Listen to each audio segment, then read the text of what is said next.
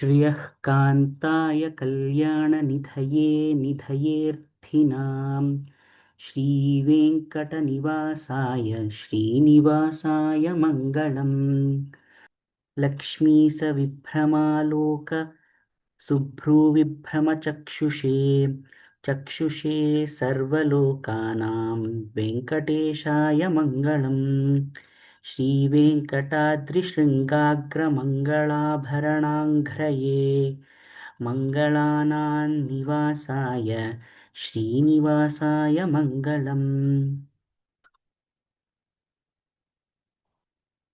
सर्वावयवसौन्दर्यसम्पदा सर्वचेतसां सदा सम्मोहनायास्तु वेङ्कटेशाय मङ्गलम्।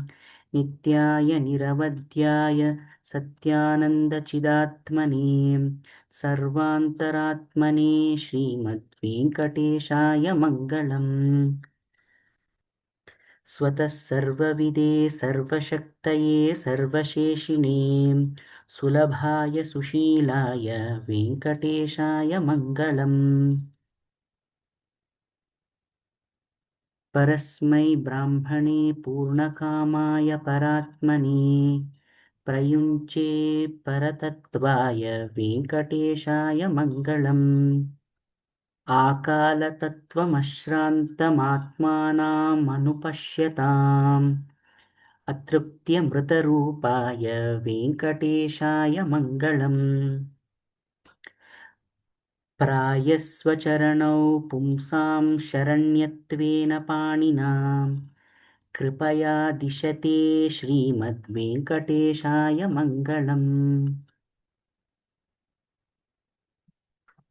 दशामृततरङ्गिण्यास्तरङ्गैरिव शीतलैः अपाङ्गैः सिञ्चते विश्वं वेङ्कटेशाय मङ्गलम्। स्रग्भूषाम्बरहेतिनां सुषमावहमूर्तये सर्वार्तिशमनायास्तु वेङ्कटेशाय मङ्गलम्।